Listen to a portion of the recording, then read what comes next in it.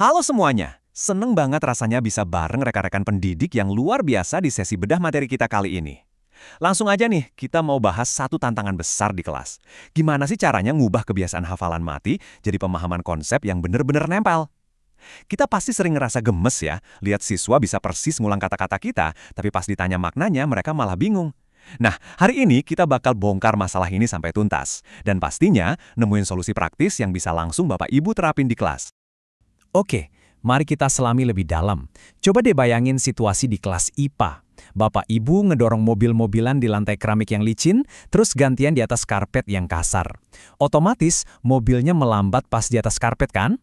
Tapi anehnya, pas ditanya kenapa bisa gitu, bukannya ngejawab karena gaya gesek, siswa malah bilang soalnya karpetnya tebal atau karena nyangkut di kain. Padahal nih, baru aja beberapa menit yang lalu, 85% dari mereka dengan lantang bisa nyebutin definisi gaya itu dorongan atau tarikan.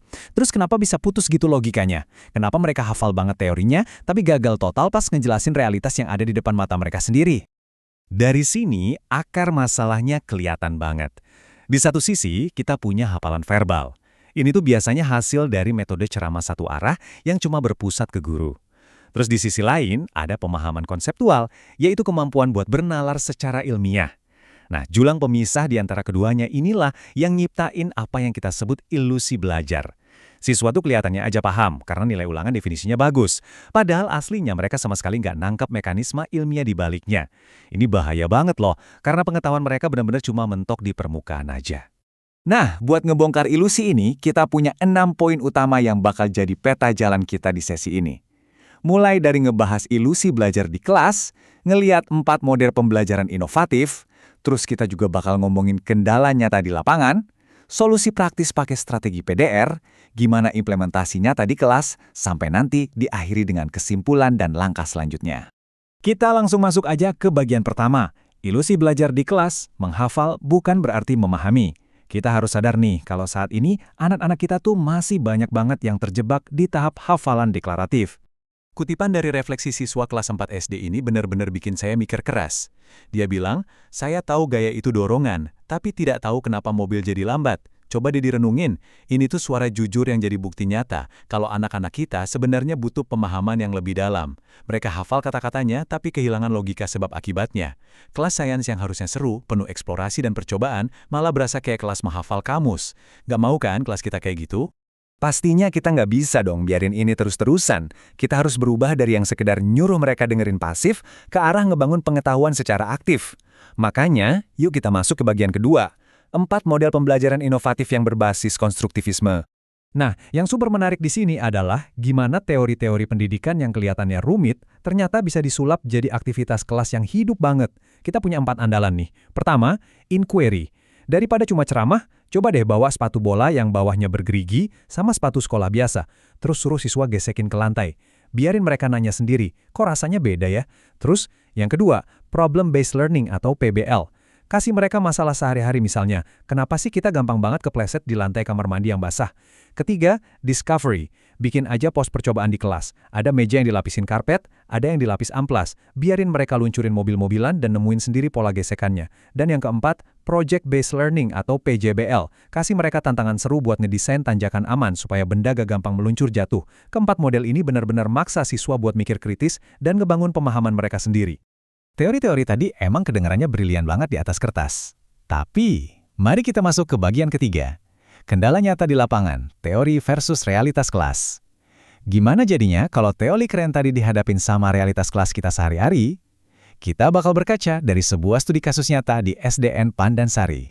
Tapi sebelumnya, kita wajib banget ngerayain sebuah keberhasilan luar biasa ini. Waktu Pak Rahman, salah satu guru di sana, nyoba nerapin model-model tadi, tingkat partisipasi siswanya itu meroket tajam. Dari yang tadinya cuma 20%, langsung tembus ke 75%. Bayangin, anak-anak yang biasanya cuma diem, tiba-tiba jadi super aktif nanya dan diskusi. Ini jadi bukti valid kalau model inovatif ini emang beneran ampuh dan ngasih hasil nyata. Cuma ya, saya juga paham banget apa yang ada di pikiran Bapak Ibu sekarang. Wah, waktunya dari mana? Dan Bapak Ibu bener banget, nerapin model-model itu secara murni dari A sampai Z tuh susah banget buat dijalanin tiap hari. Studi kasus ini juga ngungkapin kendala yang pasti sering kita hadapin. Waktu pelajaran IPA yang cuma 70 menit tuh rasanya kurang banget buat eksplorasi yang mendalam. Belum lagi urusan fasilitas minim, kayak proyektor yang tiba-tiba mati pas hujan. Terus pas kerja kelompok dimulai, kelas langsung heboh dan bising banget. Kita juga sering pusing mikirin gimana cara ngasih evaluasi yang objektif, apalagi dengan kemampuan pemahaman siswa yang beda-beda banget. Jadi tenang aja, kendala Bapak Ibu itu sangat wajar dan tervalidasi. Jadi poin krusialnya di sini adalah, kita butuh sebuah jembatan. Kita butuh cara buat ngambil keajaiban dari 4 model inovatif tadi, tapi tetap bisa dimasukin ke dalam realitas 70 menit yang Bapak Ibu punya. Disinilah kita masuk ke bagian keempat, solusi praktis, strategi PDR untuk menjembatani kesenjangan. PDR itu singkatan dari presentasi, diskusi, dan resitasi. Tenang, ini bukan model baru yang bakal bikin Bapak Ibu tambah pusing kok. Ini tuh justru sebuah kerangka yang sangat pragmatis. Pendekatan integratif ini nyederhanain langkah-langkah panjang dari model inovatif tadi, biar pas sama jam pelajaran kita yang cuma 70 menit. Tapi, esensi aktivitas ilmiah siswanya sama sekali nggak ada yang dikorbankan. Konsepnya simple, cuma ada 3 langkah efisien. Langkah pertama, presentasi. Ini bukan ajang ceramah panjang ya, tapi lebih ke orientasi visual dan motivasi di awal buat nyamain frekuensi. Langkah kedua, diskusi. Siswa kita bagi ke kelompok kecil buat nganalisis masalah tingkat tinggi. Dan langkah ketiga, resitasi. Disinilah tahap internalisasi dan evaluasi mandirinya. Pemahaman mereka diuji secara individu buat mastiin semuanya beneran nangkep materinya. Strukturnya benar-benar terencana, tapi luar biasa dinamis. Biar lebih kebayang, yuk kita lanjut ke bagian kelima. Implementasi nyata di kelas, PDR dalam aksi. Mari kita lihat gimana strategi ini bisa langsung dipraktekkan dan bikin kelas Bapak Ibu jadi jauh lebih hidup besok pagi. Masuk ke tahap pertama, yaitu presentasi. Ingat, tujuannya di sini buat memetakan kerangka berpikir, bukan buat nyuapin informasi. Bapak Ibu bisa manfaatin benda konkret atau sekedar ngasih lihat 2 gambar. Misalnya, tunjukin foto sungai yang penuh tumpukan sampah disandingkan sama foto sungai yang bersih. Terus tinggal lempar satu pertanyaan simpel aja. Menurut kalian, kenapa yang satu bisa sekotor itu? Boom, rasa penasaran mereka pasti langsung terpancing di menit-menit pertama pembelajaran. Kalau mereka udah penasaran, baru deh kita masuk ke tahap kedua, diskusi. Bikin kelompok kecil, isinya 3-4 orang aja. Nah, peran Bapak Ibu di sini berubah nih. Bukan lagi sebagai mesin penjawab, tapi jadi moderator yang responsif. Bapak Ibu tinggal keliling, ngasih bimbingan atau scaffolding pas mereka mulai buntu, dan mastiin obrolannya tetap pada level analitis yang tinggi. Disinilah mereka bisa ngerasa aman buat belajar adu argumen dan nyari jawaban bareng teman-temannya. Dan akhirnya, tahap ketiga, resitasi. Sering banget kan, kalau lagi kerja kelompok, pasti ada aja anak yang cuma numpang nama. Nah, resitasi ini ampuh banget buat nyegah hal itu. Ini bukan sekedar PR, tapi ini adalah fase refleksi individu yang super vital. Bapak Ibu bisa minta mereka bikin laporan simpel, peta konsep, atau karya nyata.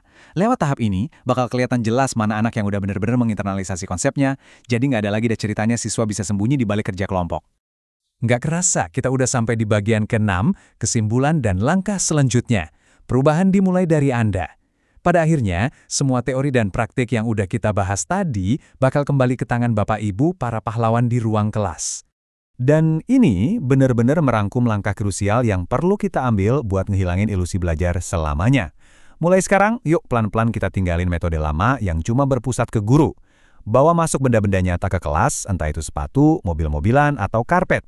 Terapin kerangka PDR ini buat ngejinakin waktu yang terbatas. Dan yang paling penting, ubahlah peran kita jadi seorang fasilitator. Senjata utama kita sekarang bukan lagi buku teks yang dibaca keras-keras, tapi pertanyaan pemantik yang cerdas buat mancing pikiran siswa. Akhir kata, ilusi belajar itu cuma bisa dipatahkan kalau kita berani mengambil langkah untuk mengubah cara kita ngajar. Coba deh renungkan pertanyaan ini sejenak.